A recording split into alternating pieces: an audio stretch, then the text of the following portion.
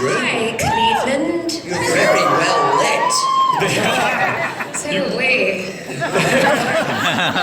You mean the overhead white light doesn't do good for complexions? No, it's not great. We'll manage.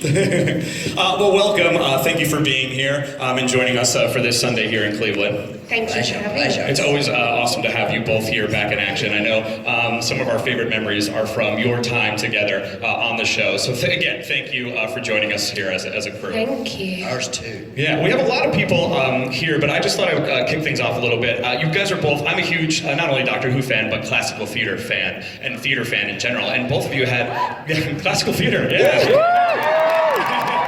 Shakespeare nerds, where are we at? I know David specifically have been involved in numerous productions with the RSC, and congratulations to you, Miss Piper, on your production of Yerma. My gosh, 6 Best Actress awards, so congrats.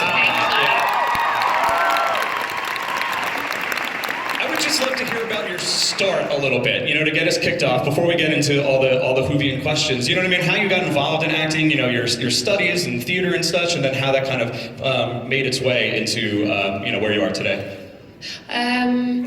Well, I started going to drama classes when I was probably about 9, locally in my town, and when I was 12, I found out that I could audition for a scholarship for theatre school, so I did.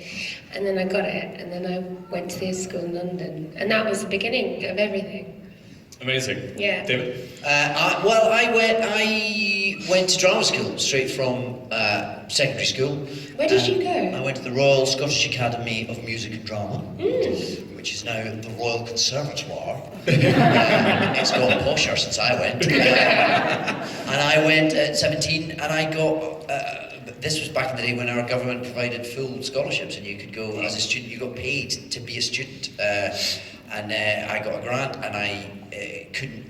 The way it happens now, I couldn't do it. I mean, the arts is becoming more and more difficult to get into, and I feel very privileged that I was really the last generation that got their tertiary education paid for.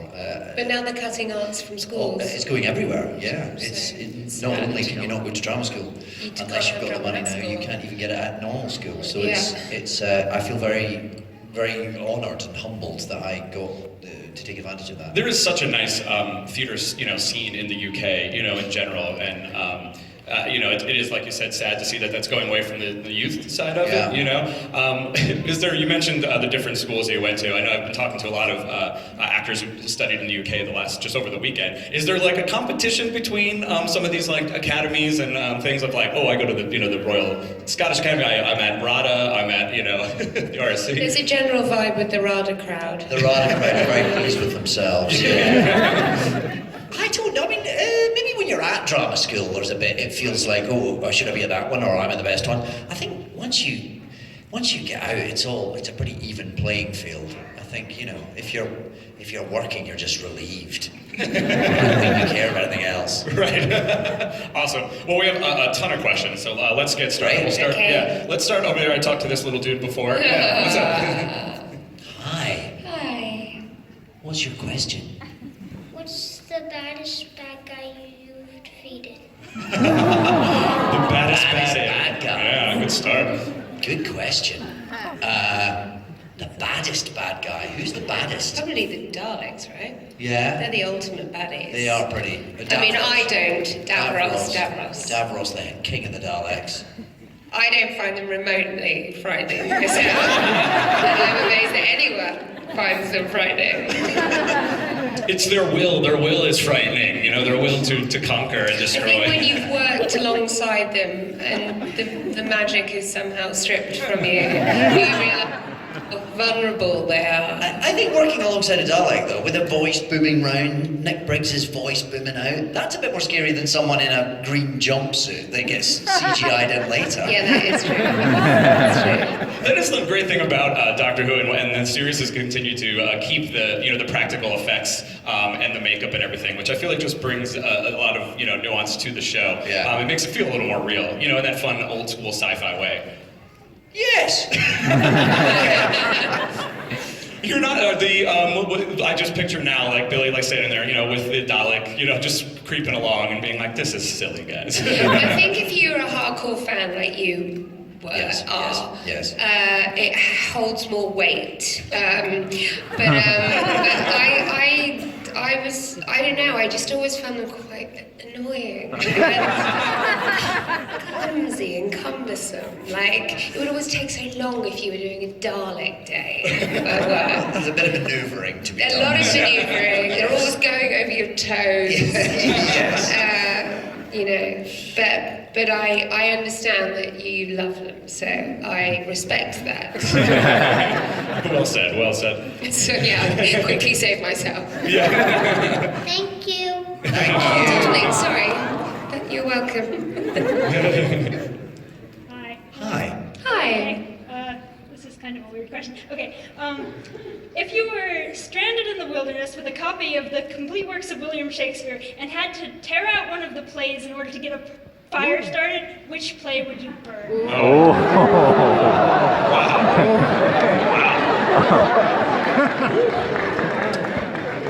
That's a really great question. I've never been asked. And I'd have liked prior warning before answering. So basically, which Shakespeare play can you do without? Yeah, exactly. What? Midsummer Night's Dream? Do you not like it? I don't hate it, but it's a bit. Mimsy. Yeah. You Well, hate I- Midsummer and you're not scared of Daleks. What's going on with you? I'm a very cold. I'm just saying, if there's one I'd burn that. Oh, God, it feels terrible to put that out there. I feel like you've admitted something quite dark. You know what, just do something now. Say something. Pericles, Prince of Tyre. Yeah. Because, you know...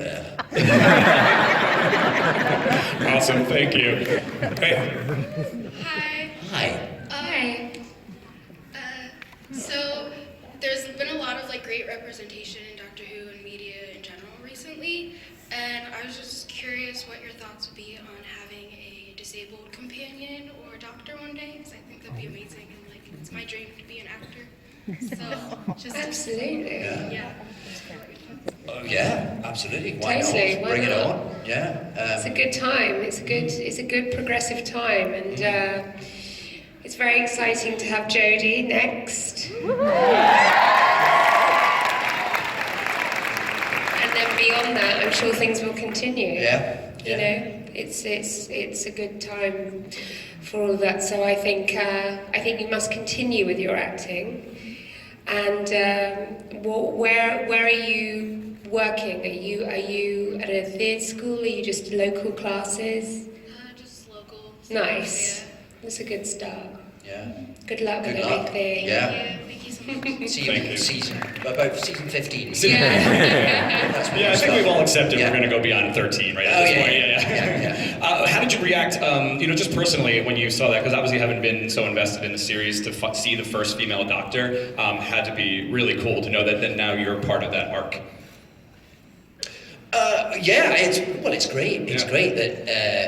I think the thing is, you just need someone who's the right choice. And with a show like Doctor Who, one of the joys of it is that it can be anything at any time. And actually, the fact that Jodie is a girl is sort of almost immediately irrelevant. Yeah. I think it's just that she's Jodie and she's a great choice. And I think everyone will get over the kind of gender politics of that as soon as they see the show, because then she's the Doctor and that's it, and any other sort of debate disappears very quickly, I think. Yeah, agreed. Hey. Hi. If you could be the Doctor one more day, then what bad guy would you want to fight? Ooh. Clearly not the Daleks. I don't know. What was that? Did someone shout out a villain?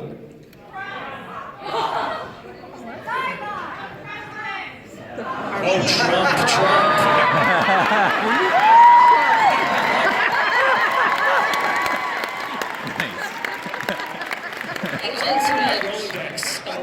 Doctor Who characters is I've never heard of Trump before. Yes, maybe in a sort of, if he teams up with Nigel Farage and they can both boot it out of the time continuum. I don't know. I'm a visitor to your country, it's not for me to say. Yeah. What about Doctor Who villains? Anyone that sticks out? I know we covered this a little bit, but... Weeping Angels, yeah, they're pretty cool. They're pretty cool. Listen, would you have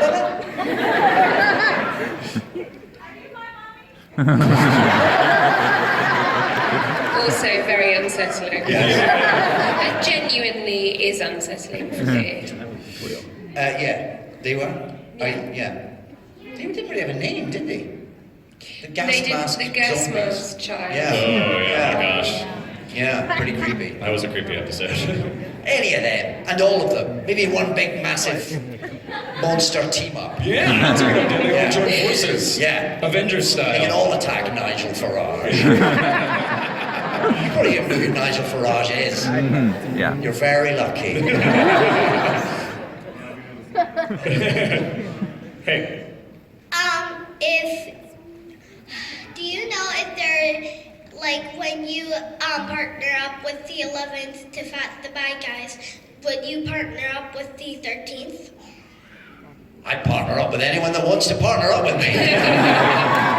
Yeah, sure. Has there been talks about, though, because we love the crossover episodes, you know, where all the doctors get together, any upcoming things involved in the upcoming seasons that you know? They're always very exciting, aren't they, those episodes? But I think you have to be careful not to do them too often, don't you? They have to be a novelty. They have to be something like the 50th was just great to be part perfect. of, wasn't it? It feels like a real treat to the fans, those moments. And to us. And We to had a us. lovely time. Yeah, we did. So, yeah, you're right. It has to be a rare occasion. Yeah. When's the 60th? Will we still be upright? Yes. Maybe then. Who knows? 10 years. Who All right. knows? a lot of going up against bad guy questions so far. Yeah. Hey.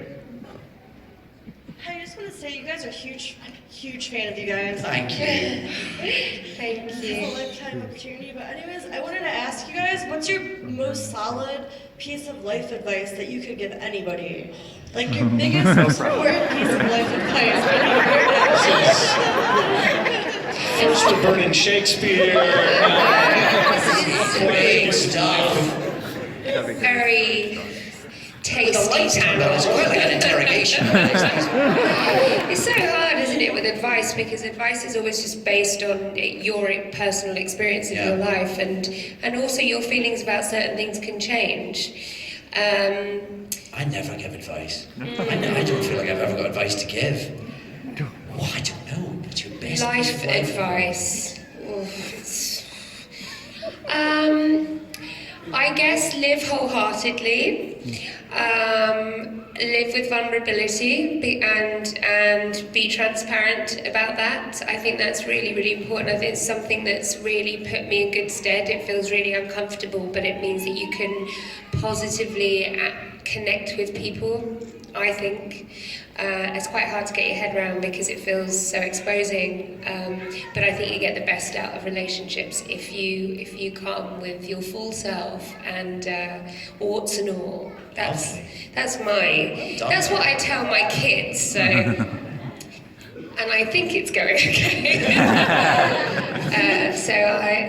That's my advice for now, I guess. Wow. Follow that. I've got Okay. nothing better than that. It's a marathon, not a sprint. I think it's quite good to remember sometimes when life is feeling like a little bit panic-inducing. Sometimes that can be helpful. But then, now and again, worth a sprint. I don't know. Hey. Hi, love the shoes. Yay! Thanks. My socks are TARDIS blue. Yeah. My question for you is, you both have been in other things besides Doctor Who. Belle, Casanova. When you did Secret Smile, there was an altercation, say, at the end of the movie between Brendan and Miranda. Very intense scenes. As actors, how do you guys come back from that? The director yells cut. You look at your co-star and say, we had the kids at the park the other day. There was a bunny, and despite the fact that I just, had an adult situation. How do you guys come down from that as actors? Well, that's a good question. I suppose it depends. Each situation is different, I think. It depends on who you're working with in that moment. It depends on how you've sort of created that moment and how intense it's been. And sometimes it depends how things are shot as well. Sometimes something can look very intense and violent and difficult, and actually it's been shot in a very perfunctory way to create an effect. Other times it can be quite an intense moment, I suppose. And I mean, I guess you just do. Yeah, I think, I suppose it's also it depends what's going on in your own life as well. Like, I just did this play that's pretty full on. It's quite obsessing, but, you know, I'm aware that I have to go home and be with my children, and so you just have to sort of manage it. Do you know what I mean? And on set, I think, again, it does depend. I think you kind of give yourself a bit of space around emotional stuff. But otherwise, as soon as it's done, you're like, oh, now I can have a laugh again. And then you can just engage with everyone again. But I think just around anything more intense, everyone is quite generous about giving you space. Yeah, but also there can be something about that release that can be quite rejuvenating in itself, I suppose. You know, if you can go to somewhere quite intense and difficult, when you come out the other end of it, you can feel quite liberated, maybe. So, I think each situation is very different, but I suppose you can just find your way through it. Yeah. Thanks. Thank you. Hello. Hi. Nice to meet you. I can't get the accent. I don't know if you remember, but I had you autograph a photo of you for a little autistic boy named Taylor. I do, yes. And at the booth, you couldn't say hello to him, and it's not a selfie request. But I didn't know if I could just quickly have you say hi, Taylor, both of you. Sure. He is just big Doctor Who. You're gonna have to get a good zoom there. Mom, I got it. Taylor, right? Yes. Okay. Good. Wait. Mom, I got it. Yes. Go ahead. Hi, Taylor. How you doing? Thank you so You're much. welcome.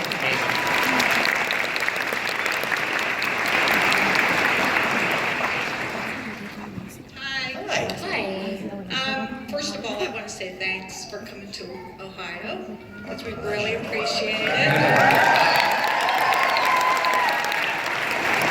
My question's more for David.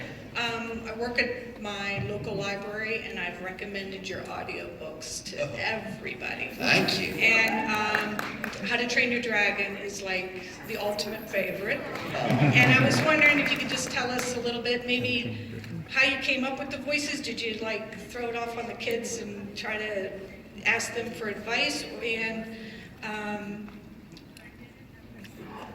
just how did you, and could you give us some voices? Oh my goodness. Well, the thing about it, because there was 12, 13 volumes of those books, so I started them I think I started them before I did Doctor Who, and we did them gradually over the years. So it got quite difficult towards the end as new characters were being introduced, and you're thinking, I don't have any more silly voices in me. So I can't even think now where they all started, but then each of the tribes came from somewhere else in Britain. So there was the kind of the Cornish ones who were like that, and then there was the Vikings who were Scottish, and one of them was a bit like that. And they were all various, either people that you know, or you'd also then have to go, because it'd be years between doing these books, so you'd go back and you'd have to get the publishers to send you like a crib sheet to go, that one sounds a bit like this person, and I have to go back and try and figure them all out. It became quite stress-making towards the end, if I'm honest with you. When some character from book one would come back that you hadn't done for 15 years, and you're having to go through these CDs going, track 4, 3 minutes 2, what was he? So it became a bit of a nightmare, but they're such great books, and they're such great writing that they were fun to do. Yeah. Thank you. Thank you. Both of you, are involved with so many different mediums, in the performing industry, from theater to voiceover to film and TV. I'm sure you get this a lot, but is there one that you feel like you could never throw away? Like, is there one medium that you're like, if you could only do one, and could only go back to this one, that's your favorite? Oh, I'd hate to have to choose a favourite. Yeah. I'm very greedy for the variety. To be honest with you. I like getting to traipse between all the different mediums. It's fun. I'd find that really hard as well. Yeah. I don't know. I think that Theatre you can do less, as in you can do. You don't have to do.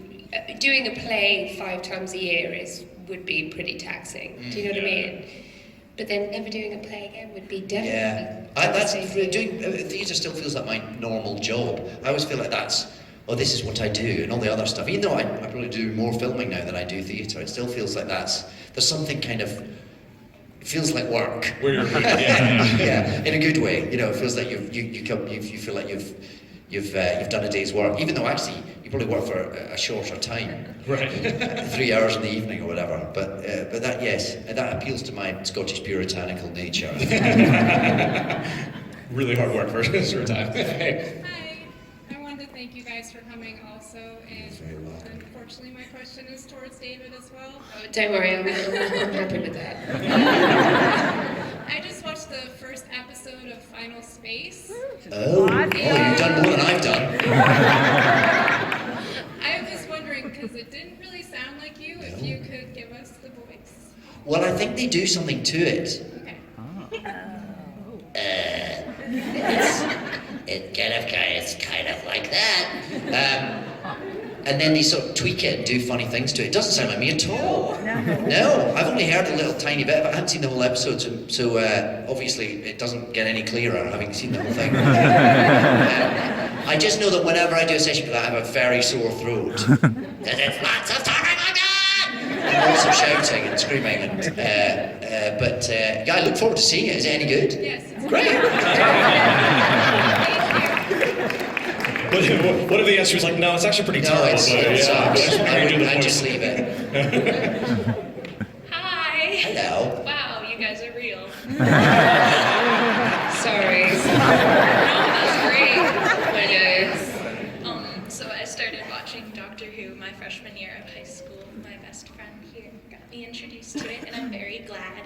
Nice. And she's been my best friend ever since, and today is her birthday. So Happy birthday! I think she deserves a happy birthday from the Doctor and Rose. Happy birthday. What's her name? This is Robin. Happy birthday, Robin. That's my question. I prepared everybody. I said no requests, but they're doing. I'm kidding.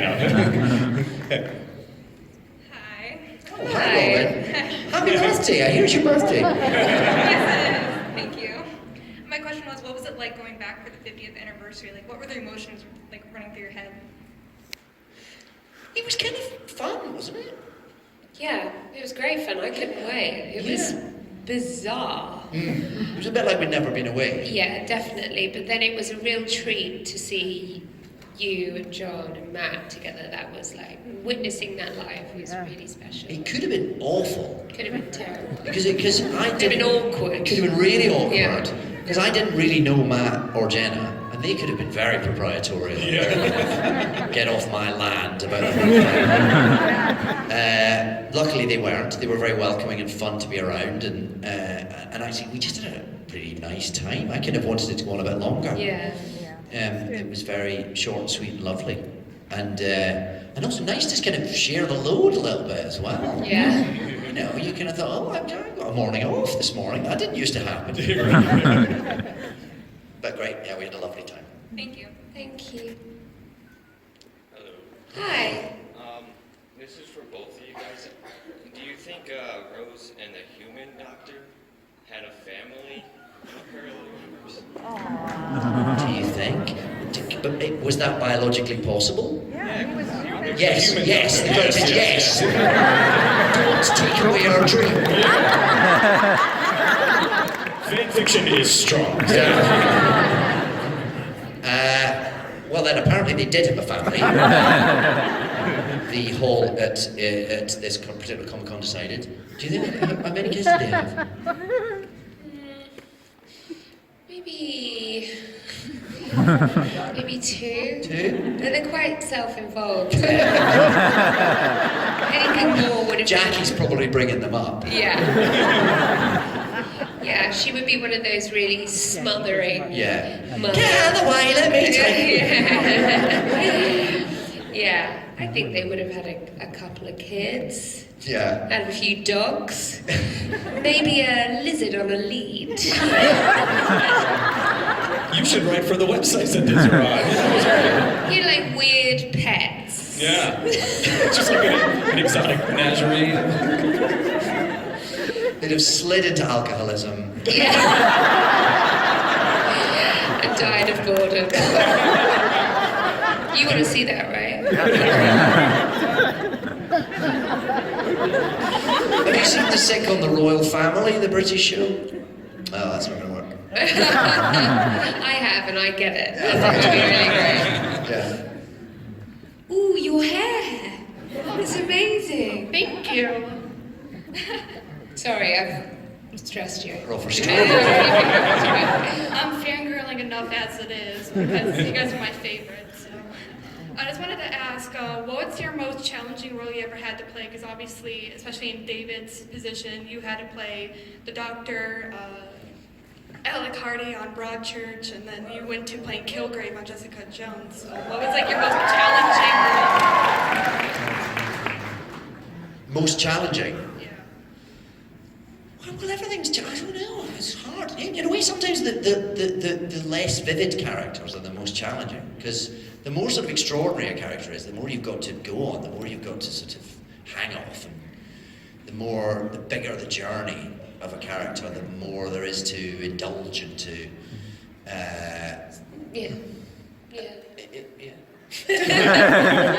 Sometimes smaller roles are actually more fun. Yeah, but can be more difficult to get a handle on. Maybe depends on what they are doing, I guess. Sometimes, I mean, not with the Doctor really, but sometimes in lead roles, I think there's a sort of tour guide nature to the part, which means, and sometimes I think, you know, I don't know, other characters can get this, like you say, yeah. But that didn't answer the question. No, it was a terrible answer. It was a very good question. Very good question with two terrible answers, but thank you. You've still got great hair, so. You're winning. Yeah. Do you feel yourself selecting roles though that do have that? You mentioned like the meatiness a little bit, that are well written, so that doesn't become challenging. It becomes easy because they're so well developed. And you're at a place now, both of you, where you can select certain things that you want to do. Do you find yourself doing that, or do you just kind of like take everything and you're like, oh wow, just see what happens? I think you just read something and you go, oh, I want to do that. Yeah. And it's quite hard to know why you might feel that way. It can be quite nebulous. It can be, there can be a million reasons why something appeals to you in that moment. It can be to do with, usually, obviously it's got to be good writing, but it can also be to do with what you last did. You want to do something different, or you feel like you're in a certain place that you can access a certain thing. Or I think there's no sort of checklist. You just know when you see something you want to do, I think. Yeah. I agree. Thank you. Hey. Hi, so you both just sort of answered the question I have, so... Well, sit down there. I do have a backup though. No, go on, come on. If there was ever a biopic made of the two of you, separate biopics, it doesn't have to be the same one, but who would you have play you? That's an excellent question. Oh, I don't know. Maybe we should answer for each other.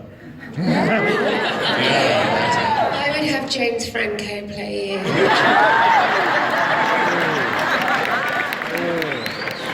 He'd have a really good slant on it. He'd come with something fresh. Okay. Where are you going with this? I don't know, I just like to see it. I'd like to see it. Who would you have play me?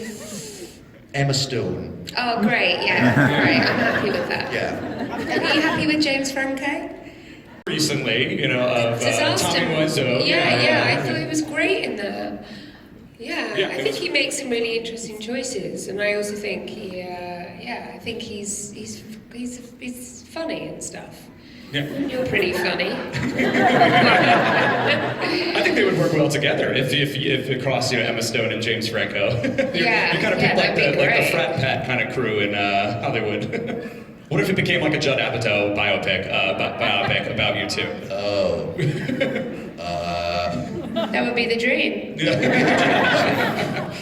Thank you, guys. Thank you. Thank you. Hi. Hi, my name's Anna. Hi, Anna. And I'm such huge fans of both of you. Sorry, I'm like so That's nervous okay. right now.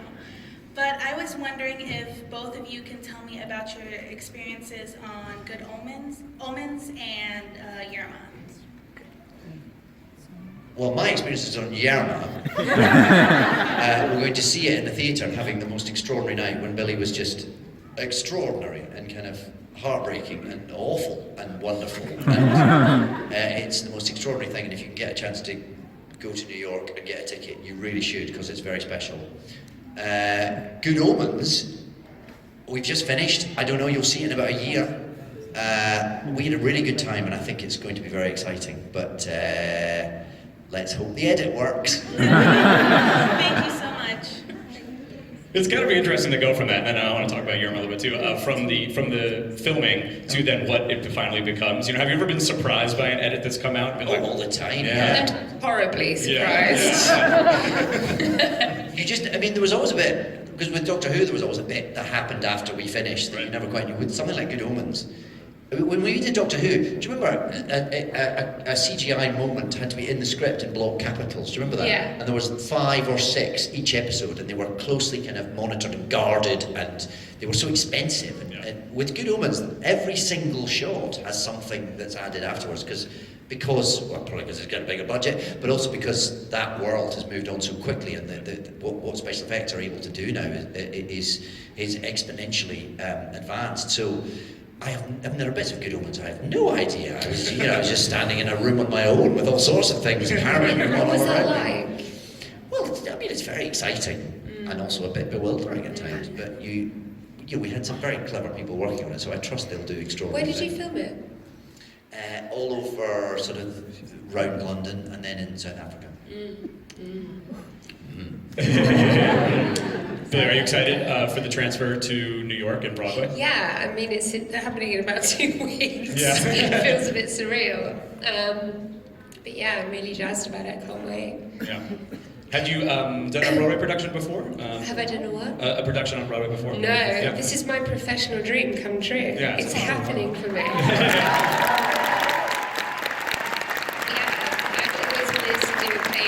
Since I was a kid, so it's amazing. I think I willed it so hard for myself, and yeah, it worked out. Well, congratulations. Thank you. Yeah.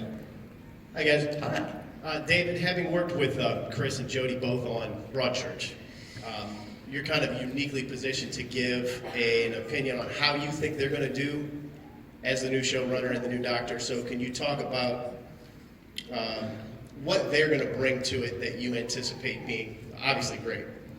Well, I have no idea. I mean, I'm not involved in the day-to-day of it. I mean, when we were doing the last season of Broadchurch, Chris was beginning work on Doctor Who and working with writers, and I know he's bringing in lots of writers who've not worked on the show before, which is, I think he's looking for a sort of some fresh energies and new eyes on it. He's got some amazing people working on the show. That'll be very exciting. Chris himself has loved Doctor Who his entire life. I met him recently. Had you not met him before? No. He came over to me and introduced himself. He was really, really upbeat. Yes. Yeah. He's very excited about it. He's very. Yeah. And the times I've spoken to Chris and Jodie when they've been making the show, which hasn't been a lot, but a couple of times they've just been. Both of them have been so upbeat is exactly the word. Yeah, They're so really, really chuffed with it. They're having sweet. such a good time, and I can only imagine that will. Show on screen. Yeah, I think it's a show you can have a really good time making. We certainly did, so I'm sure they will bring it home. Cool, thank you. Hi.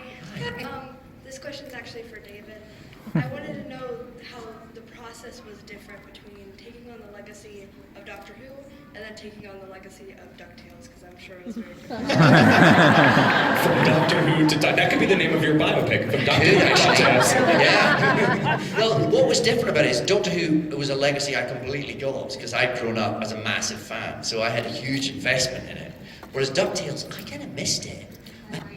I loved it. Yeah, you'd have been the right age. I was too old, I think. So I missed it first time round. And had no real knowledge that it was a big deal. And it was only when I went, yeah, fine, I'll do that. And then people started going, you're doing DuckTales?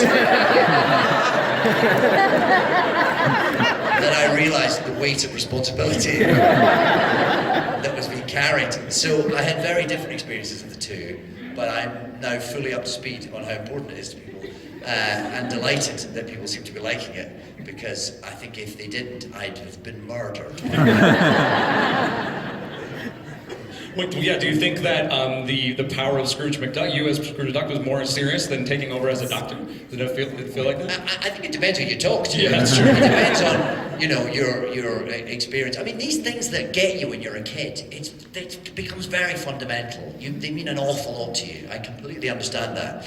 So I get what that feels like when something is coming back. You're so excited that it's coming back, and also terrified that the new people are going to break it. Yeah. So we're all aware. But the guys who run DuckTales are massive DuckTales fans. They are to DuckTales what Russell T Davies and Chris Chibnall and Stephen Moffat are to Doctor Who. Yeah. So they get how important it is, and the love and the care they have poured into that show is, well, it's just lovely to be a part of, really. Yeah, awesome. Thank you. Thank you. Hi there.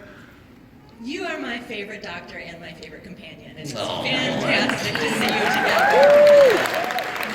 I would like to talk about Doomsday, end of season 2, The Wall, the Bay of Bad Wolf Bay. We just got over that. I mean, I sobbed my way through the end of that episode, and it was, for me, the most emotional part of Doctor Who to this day. So I want to know, for you two, being those characters and the actors that are playing that character, was it emotional for you, reading the script, playing the scene? Oh yeah, totally. Yeah.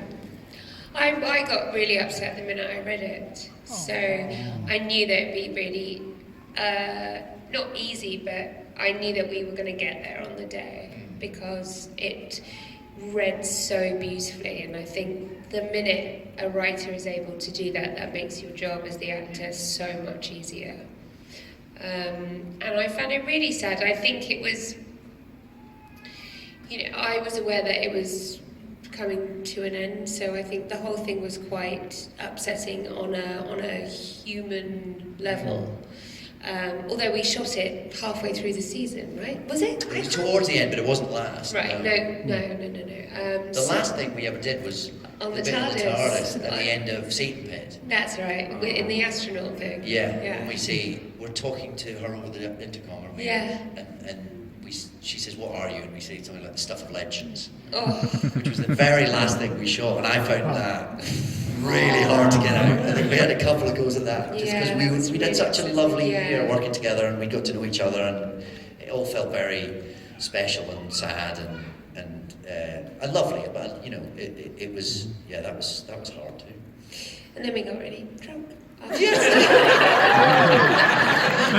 Which was not sad. It was very fun. And we've been drunk ever since. Thank you very much. Hi, I'm Hannah. Hi. Hi. This is for David, sorry.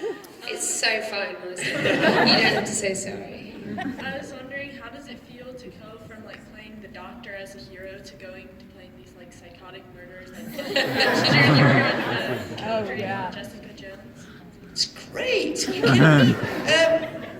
Well, it's I don't think any character thinks of themselves as a psychopath, so you don't kind of come at it that way. You just kind of come. But yes, it's delicious stuff to play, isn't it?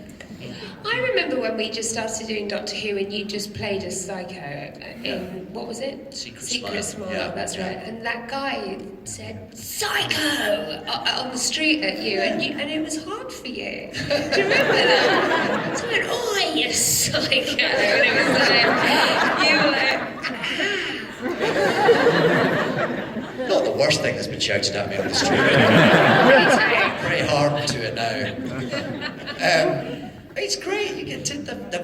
get to play that kind of variety of things it's delicious. You can't complain, really.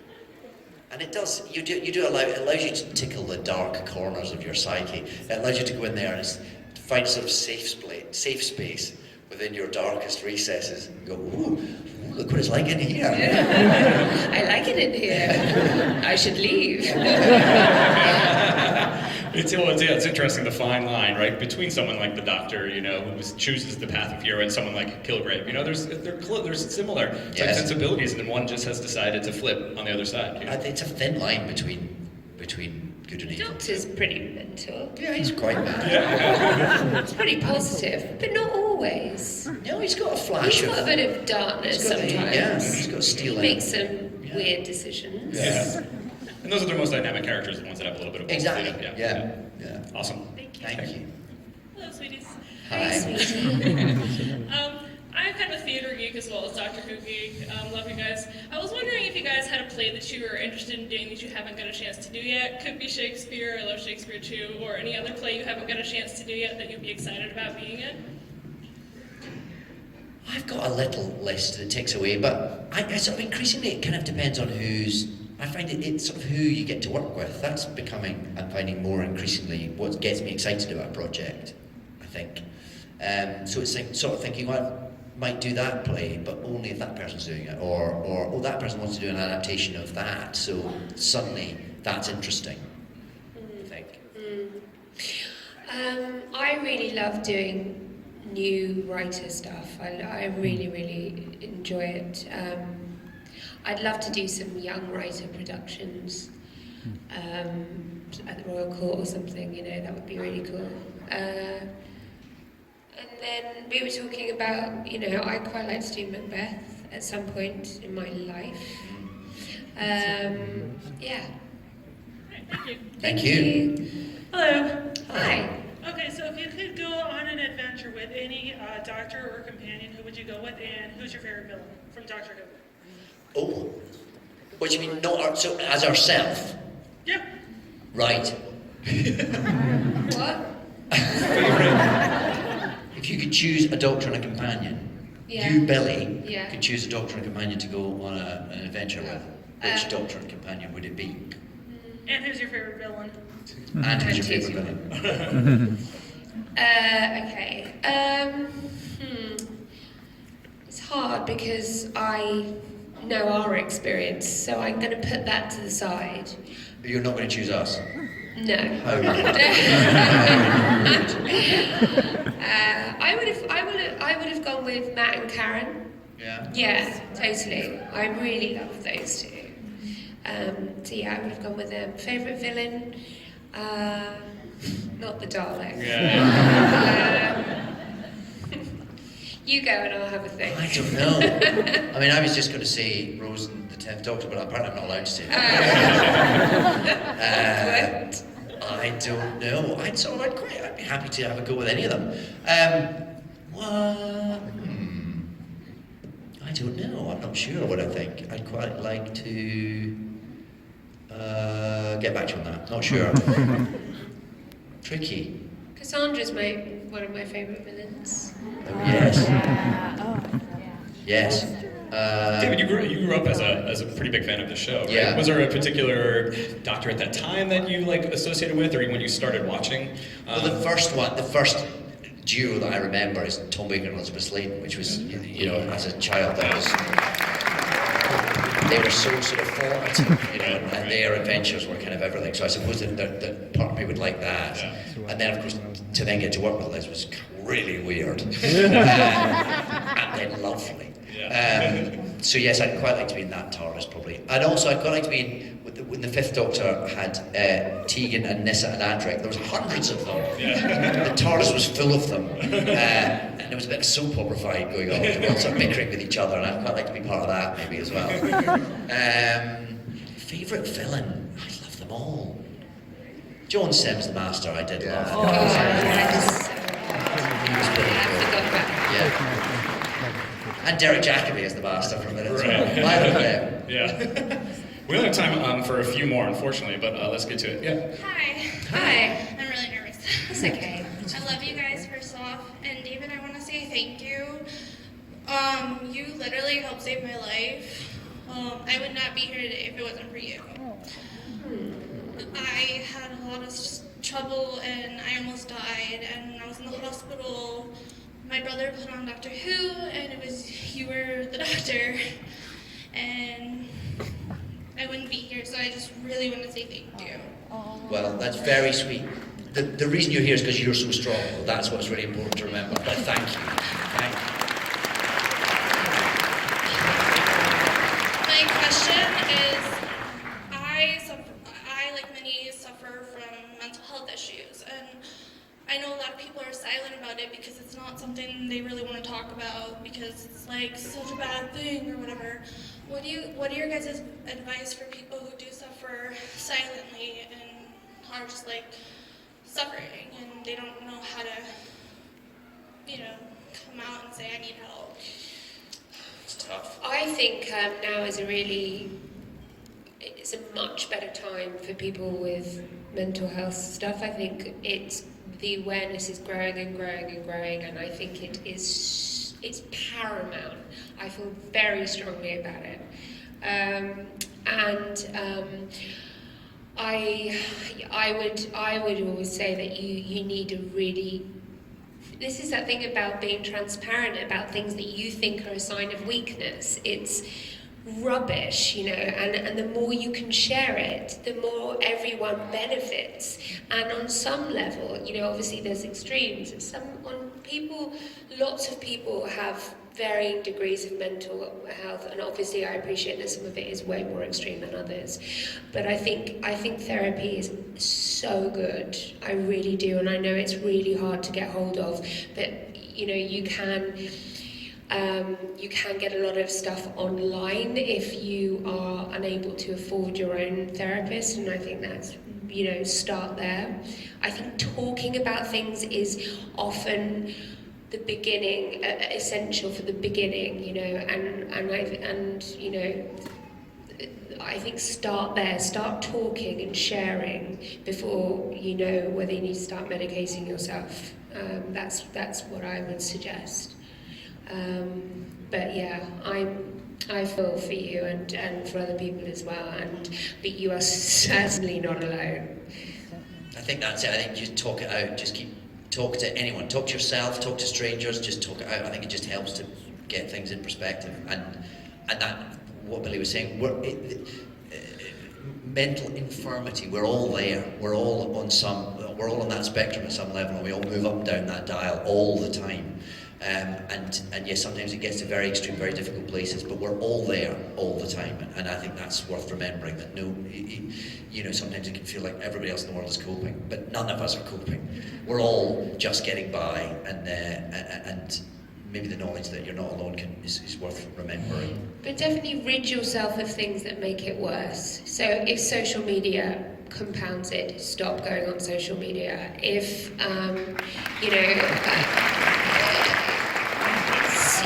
if take care of yourself as much as you can. It's very easy to get into that sort of drinking through it or whatever else, but you've got to be very careful with that, especially if you have sensitivities. Good places today. Thank you. This will be our last question. How you doing? My name's Aaron. I wanted to know, as the Doctor and Companions, change throughout the years and everything, what is it that you think people love about them? Because it seems like you fall in love every time with the Doctor, with the Companion, and everything. And what input, if anything, do you guys have on the set and the TARDIS and anything like that? And I also want to say, between you guys and John Dorman yesterday, you guys have made this the best birthday I've had in a while. Happy birthday! I think it's hard to know what it is when you're in it, and I'm always amazed to hear from you guys, what it is. It's tricky when you're in it because it feels special to us, but there is something very unique about this show, particularly. and the way it connects to people, and then the love towards the characters is kind of, I don't think I've known anything like it since. No.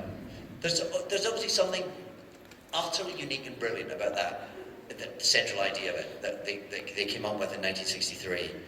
And who knows why, but they just came up with something that was golden, and that has kept reinventing itself and been quite different through the different eras of the show, and yet always essentially the same thing, and always connects with people. It's never not worked. It's never not had fans.